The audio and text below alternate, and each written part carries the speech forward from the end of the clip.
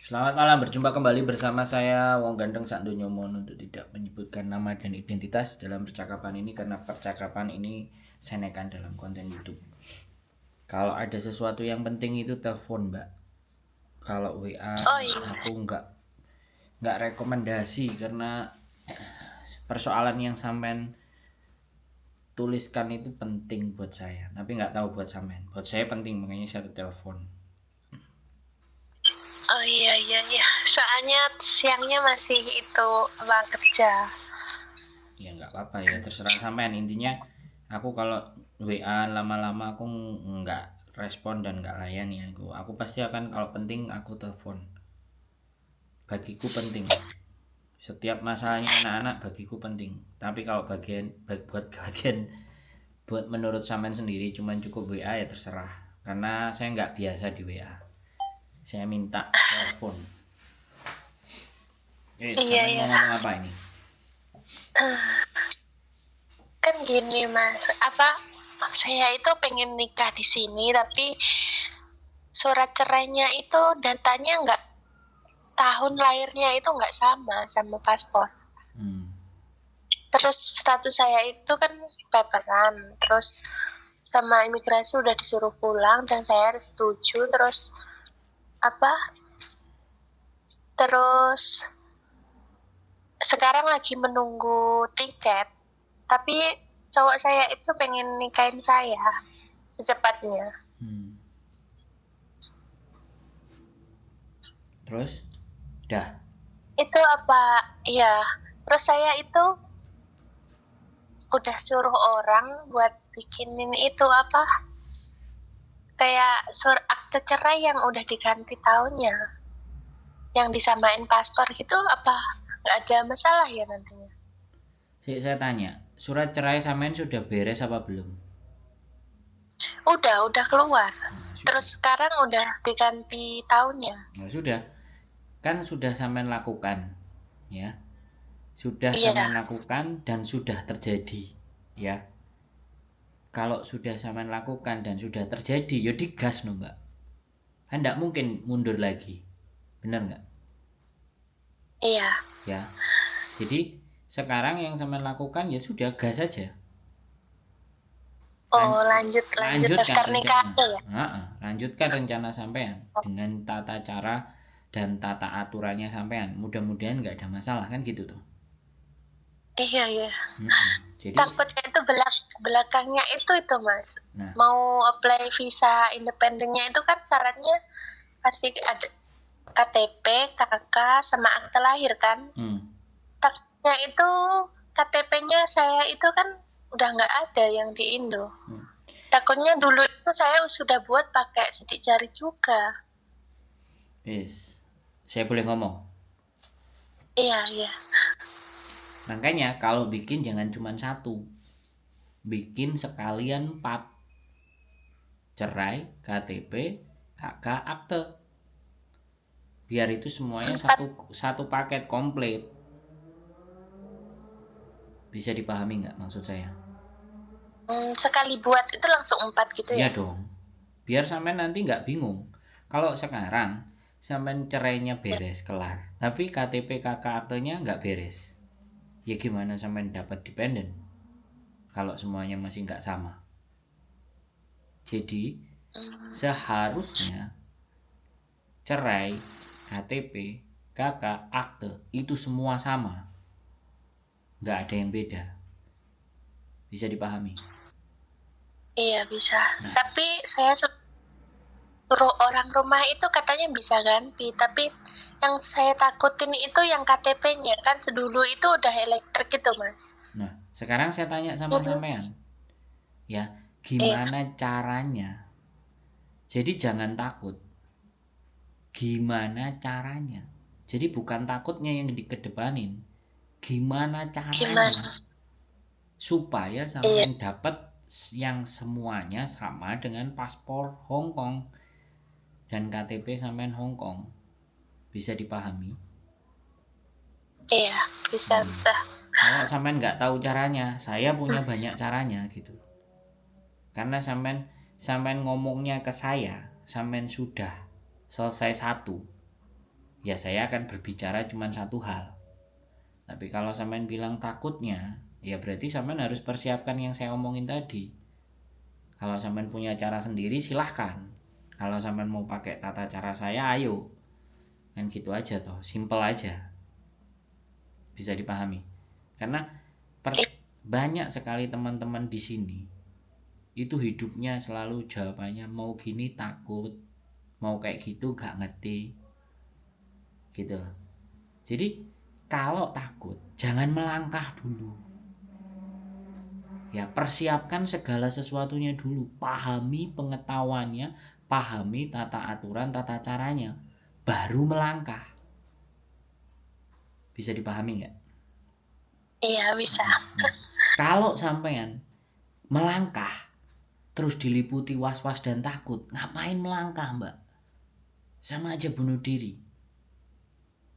Maksud logika saya, logika berpikir, sampean bisa memahami maksud saya ngomong. Iya. Ya. Makanya kenapa saya bikin konten, untuk supaya agar ketika mau memutuskan sesuatu ada yang diajak diskusi. Terlepas diskusinya nanti itu benar atau salah atau baik atau tidak, tapi setidaknya sampean punya pandangan gitu loh. Sampean tahu konsekuensinya, sampean ngerti apa yang mau sampean lakukan. Bisa dipahami mbak? Bisa. Nah jadi gitu loh. Kadang-kadang teman-teman ya ngelakuin sesuatu ya kan sudah dijalanin separuh, dia takut terus telepon saya. Nah sudah jalanin separuh, otomatis kan saya nggak bisa kendalikan yang separuh tadi dampaknya apa. Saya hanya bercerita dampaknya ya kan, tapi saya nggak akan berbicara bahwa kamu salahnya nggak mau ngambil keputusan nggak pakai aku nggak boleh bicara seperti itu, namanya no wise, tidak bijak. Makanya saya akan coba bilang, kalau Anda sudah melakukan, lakukan dulu, jalanin sampai ketemu masalah, silahkan cerita. Nah itu loh, nah makanya saya nggak menganggap diri saya paling pintar ya mbak, ya kan, saya nggak menganggap diri saya paling hebat, tapi saya bisa diajak berbicara. Yang penting sabar dan nggak mendesak, ngerti nggak? Saya paling nggak suka ketika seseorang itu udah kena bencana, udah kena musibah, kena masalah, baru raw repot nyari solusi. Nah yang jadinya nanti jatuhnya si konten kreatornya dianggap apa namanya, membuka aib, paham nggak? Iya. Ya tapi kalau dia mau planning kemudian dia ngajak diskusi, nah ini kan bukan aib ya, ini kan kita mau cari solusi gitu loh. Bisa dipahami? Bisa. Atas masalah sampean sudah paham? Iya paham. Yes. Mau tanya apa lagi sekarang? Tanya, banyak yang bilang itu kalau paper itu visa independennya itu susah turun. Terus? Itu yang terus keluarga saya itu pengennya saya pulang sebentar gitu terus balik lagi gitu mas. Takutnya kalau habis nikah terus malah visanya nggak turun-turun kan malah jadi lama. Nggak bisa pulang. Apa benar itu kalau anak paper itu visanya nggak bisa turun gitu? Saya kurang paham. Oke. Boleh saya sudah ganti jawab? Iya. Jadi gini mbak, status unsigned paper itu sebenarnya status di mana identitas sampean itu kan tidak sampean pegang, sampean tidak kuasa atas identitas diri sampean toh. Sampean paspornya ada yang diminta ataupun kalau nggak diminta dia bilang hilang, tapi dia simpan sendiri, nggak tahu. Intinya di Hongkong ini ketika kita sudah berstatus itu, maka kemudahan yang biasanya didapat dengan posisi dan keadaan normal pasti akan lebih sulit. Saya bilang nggak bisa loh ya. Banyak saya juga kenal yang statusnya paper, statusnya OS, statusnya paper terus bisa dependent. Saya juga punya kenal banyak, tapi tidak semudah, ya kan? Tidak semudah. Kalau sampean sudah paper dan memutuskan menyerahkan diri dan pulang, ini persoalan. Jadi menurut saya juga nggak ngerti nanti statusnya sampean ketika sudah pulang terus balik lagi apakah bisa diterima di Hong Kong. Nah itu pertanyaan yang tidak bisa saya jawab, karena itu hak prerogatif, hak mutlak immigration, ya. Jadi yang memperbolehkan. Tetapi ketika sampean paper di sini terus menikah, ada status menikahnya dan sertifikatnya sampean bawa, terus kemudian sampean minta izin pulang, terus sampean pulang terus mau balik lagi, itu belum tentu sampean bisa masuk. Tergantung calon pasangan sampean ini permanen residen atau enggak. Kalau calon pasangan sampean ini permanen residen, masih ada kemungkinan besar dia bisa jamin sampean untuk stay di Hong Kong walaupun turis 1 bulan. Tapi kalau pasangan sampean ini sama-sama papernya, saya nggak bisa ngomong. Bukan saya nggak bisa jawab, tapi saya nggak bisa ngomong.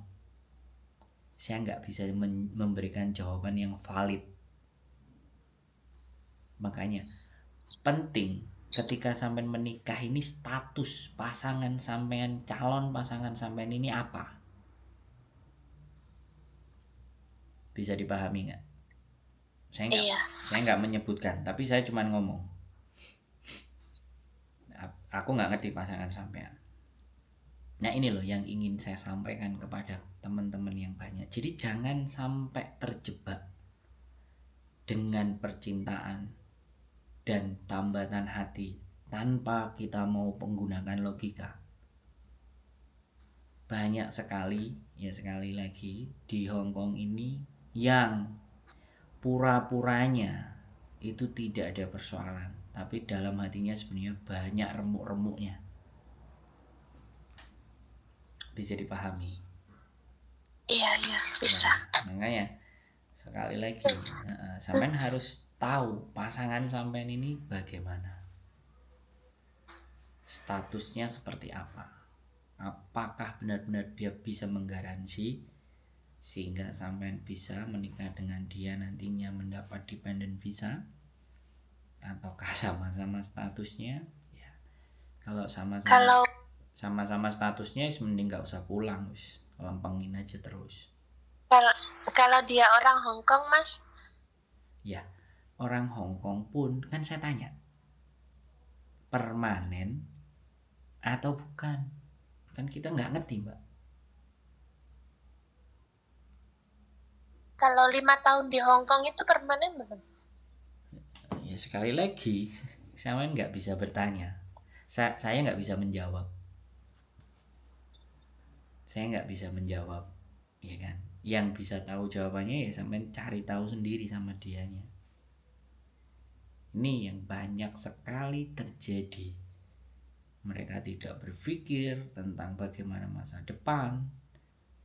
Yang penting dia sayang sama saya, memenuhi kebutuhan saya, ayo jalan bareng. Ke depan nanti ditata bareng. Nah, kalau yang terjadi komitmennya seperti itu, hak saya apa untuk melarang? Tapi sampai tadi bertanya urusan menikah, sampai bertanya urusan dependen, pasti akan saya jawab sesuai dengan kemampuan saya. Karena sampai tanyanya bukan tanya KTP-nya suami bagaimana, dengan status KTP suami yang begini, kira-kira saya bagaimana, seperti apa, kan sampai belum tanya itu. Sampai cuma tanya menikah, ya kan? Karena kehidupan kita di Hong Kong ini ada yang tahu dan ada yang ngerti, ada yang paham, ada yang sama sekali nggak paham. Asal hidup, bekerja, dapat duit, selesai. Lain-lain bikin belakang. Ada yang seperti itu. Mode hidupnya ada yang begitu. Aku nggak peduli, aku mau OS, aku paper, penting aku bisa hidup, aku menghasilkan uang, aku bisa ngasih keluargaku, selesai. Ada yang mode hidupnya begitu. Ada yang mode hidupnya ya sudah, aku dapat duit, aku bisa menghidupi diri sendiri, aku aku nggak minta-minta, oke, ada yang begitu. Nah, ketika sampean bertanya tentang KTP, nikah, dan dependen, wah, jawabannya nggak sesederhana itu. Akan saya jelaskan dari A sampai Z yang saya tahu. Begitu Mbak gimana? Iya. Ribet. Enggak, tidak ada yang ribet. Tapi posisi sampean yang membuat diri sampean ribet. Iya, statusnya. Nah, bukan saya yang ribet ya. Sekali lagi, bukan saya yang ribet. Karena iya, yang memilih hidup menjadi seperti itu kan bukan saya, sampean sendiri. Dan saya tidak berbicara ribet ke dalam sampean kan. Sampean sendiri tadi yang ngomong ribet kan, bukan saya. Saya tetap memberikan arahan gimana hidup sampean ini bisa dibetulkan kan gitu. Iya. Bisa diarahkan ke yang pas, yang benar, yang sesuai menurut tata aturan Hongkong. Kalau saya begitu pondasinya, bukan mengikuti hawa nafsu dan keinginan pribadi, enggak gitu. Banyak sekali Mbak, makanya kenapa saya bikin konten itu, supaya siapapun yang mau memutuskan sesuatu hal itu mau berpikir dulu dampaknya gitu loh. Jadi efek yang ditimbulkan itu enggak jangka pendek tapi jangka panjang. Tapi ya kalau mode hidupnya terserah lah. Lah yang jadi saya khawatir kan, omongan teman katanya begini katanya begitu kan membuat sampean jadi bingung. Iya. Iya kan? Nah, tapi setelah ngomong sama saya, setidaknya punya pandangan kan, punya gambaran atau tambah bingung? Pandangannya kayak tetap ingin nikah, resikonya nanti belakangan gitu. Nah ya sudah, yang penting kan saya sudah sampaikan mau KTP atau tidak. Terus saran saya, kalau pasangan sampean bukan permanen, ya nggak usah pulang. Sekali sampean pulang, maka baliknya akan berat. Tapi ketika pasangan permanen, itu ada kemungkinan masih bisa gitu. Saya kan lagi nunggu tiket. Berarti kalau daftar nikah pun tiketnya masih tetap diberikan kepada saya, Mas. Sampean statusnya sekarang apa? Paper kan? Iya paper, tapi udah disuruh pulang. Saya nggak mau pulang, tapi mereka yang nyuruh saya itu pulang. Terus udah di paspor, terus udah 3 bulan ini belum ada tiket. Ya, terus cowok saya punya pikiran itu, pengen nikah itu biar aku masih bisa di sini. Terus kalau untung visanya bisa turun malah enak. Ya wes, ikuti aja. Calon suami sampean mau, ya sudah. Wes, mau nggak mau, jangan putuskan. Berarti pulang dulu. Visanya turun itu tiketnya masih berlaku buat saya gitu ya? Ya sampean kan bisa abaikan. Berarti habis nikah itu lapor lagi ke imigrasi bahwa saya sudah nikah, jangan dikasih tiket gitu ya? Itu saya nggak tahu Mbak. Tapi yang jelas, kalau sampean mau menikah dan pingin hidup di sini, ya sudah. Nggak usah ada bayangan untuk pulang. Satu. Dan sekali lagi, saya nggak bisa jawab sampean lagi pertanyaan sampean, karena sampean nggak ngomong ke saya bojo sampean ini permanen atau bukan. Karena itu penting untuk menjawab pertanyaan berikutnya. Selama itu tidak saya tahu, saya nggak bisa memberikan jawaban buat sampean, Mbak. Maksud nggak omongan saya? Iya, dia itu dia itu orang Hongkong, Mas. Tapi dulunya sekolahnya di Cina, kuliahnya. Terus balik lagi Hongkong baru 5 tahun ini. Sampean nggak pernah lihat KTP-nya? Katanya kurang 2 tahun lagi baru itu apa namanya? Kurang 2 tahun, KTP-nya baru itu. apa namanya? Permanen. Ya sudah, kalau mau 2 tahun lagi ya selamat menunggu. Ya kan saya tadi bilang kalau bisa permanen maka ya sudah akan memudahkan sampean. Tapi kalau belum permanen ya silakan ditunggu aja bagaimana permanennya dia sehingga nanti bisa menggaransi sampean. Intinya sudah jalani berdua aja dulu sama dia, kan beres tuh. Sesederhana itu. Jawabannya sesederhana itu. Kalau disuruh pulang sampean nggak mau pulang ya sudah, bandel aja sekalian. Kalau udah nyemplung kan nyebur sekalian daripada sampai nanti pulang nggak bisa balik. Kalau imigrasi tetap nyuruh saya pulang, soalnya visanya belum ada. Gimana? Ya terserah sampean. Tiket juga udah ada gitu. Terserah sampean. Sekali sampean mau pulang, balik lagi berat. Susah. Ya. Iya dong, karena sampean. Walaupun iya. Walaupun apa? Visanya belum itu. Ya gini loh mbak, sampean paper itu visa sampean itu nggak mungkin turun dalam 1, 2, 3 bulan. Apalagi pasangan sampean belum dependen.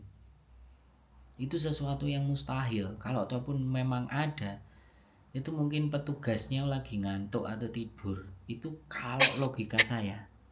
Itu logika saya loh ya. Logika saya bisa salah.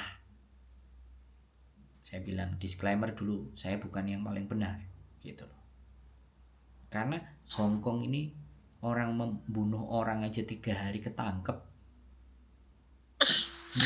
Nyuri. Ketat banget. Nah, nyuri yang kemarin itu loh, itu 3 hari ketangkep. Yang satu sudah kedeteksi ternyata sudah keluar tanggal 29. Jadi habis nyuri, malamnya dia udah pergi. 1 orang otaknya. Gitu loh mbak. Apalagi sampean yang sudah terdata dari paper ya kan. Terus sudah disuruh pulang sama imigrasi, itu data kan udah dipegang sama mereka. Iya. Nah gitu loh mbak. Jadi nggak apa-apa dengan sampean yang penting coba dulu lah. Kenapa? Sekarang yang paling penting nyoba dulu. Ya makanya gimana? Makanya lanjutkan apa yang sudah sampean coba gitu loh. Ya mudah-mudahan kan, bukan berarti dengan ngomong saya begini ternyata nanti jalan sampean nggak mulus, kan bukan begitu juga. Saya sih. Iya, nasib. Jadi kan siapa tahu dan sampean sudah, yang penting kan sampean siap dengan segala bentuk resikonya, itu paling penting. Iya. Gitu aja, nggak ada masalah. Lanjutkan yang sesuai dengan rencana sampean. Gitu. Sudah? Jadi sudah mulai memahami sesuatu yang sampean alami dan kemudian hari nanti bagaimana dan seperti apanya sudah terprediksi kan setidaknya. Sinyal jelek.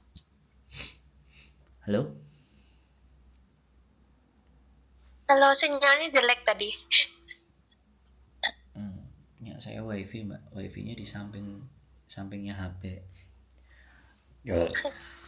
Oke, jadi ada lagi yang ditanyakan? Selebihnya udah dulu mas. Kalau ada nantinya belakangan kalau ada sesuatu tanya lagi boleh? Silahkan, nggak ada masalah. Lebihnya udah paham sampai sekarang. Oke. Siap. Kayak gitu. Yeah. Dari omongan-omongan orang lain itu loh yang bikin saya maju mundur. Biasa mbak, omongan orang kan di saat orang susah kan belum tentu mereka pada bantu. Giliran kita seneng kan mereka mendekat dan bersorak-sorak. Tapi giliran susah kan pergi semua. Umumnya kan begitu. Kalau saya justru yang susah sini cerita. Ayo kita pecahkan bersama-sama. Ya kan, konten saya kan gitu. Mana ada yang Mas Iya. aku senang-senang. Ayo Mas ngopi bersama. Terima kasih sudah nonton punya sampean. Jarang. Kalau ataupun ada Habis ya 1, 2, 3. sama Kenapa? habis ini bisa ngopi bareng Mas. Sama Boleh, Mbak Yuli juga. boleh. Miss Yuli. Silahkan. Gitu aja pokoknya Siap. semangat. Nggak usah terlalu Bapak. bingung. Sudah kita putuskan ngambil jalan itu, ya kita terima konsekuensinya kan gitu Mbak. Iya, dapat nggak dapatnya udah nasib gitu. Ya. Penting udah apa? Ya, yang penting berjuang dan tidak menyerah. Itu yang penting. Oke? Iya. Iya, makasih Mas ya. Yes, sehat selalu. Matur Mbak Nuwun. Iya, selalu buat Masnya sekeluarga. Makasih. Assalamualaikum. Waalaikumsalam warahmatullahi wabarakatuh. Oke teman-teman semuanya, ya sekali lagi kehidupan tidak bisa kita yang ngatur dan yang menentukan. Semuanya pilihan masing-masing ya. Yang bisa kita lakukan adalah ketika kita punya kemampuan, kita punya knowledge, pengetahuan, kita sampaikan ya.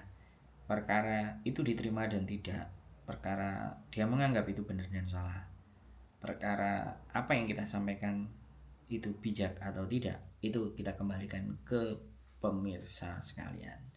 Karena sekali lagi, saya bukan manusia yang serba sempurna, segalanya pasti benar. Bukan, saya bukan seperti itu. Saya juga manusia yang banyak keliru dan salahnya. Tetap berjuang, tetap belajar, tetap semangat. Keep stay tune my YouTube channel and see you next video. Bye bye.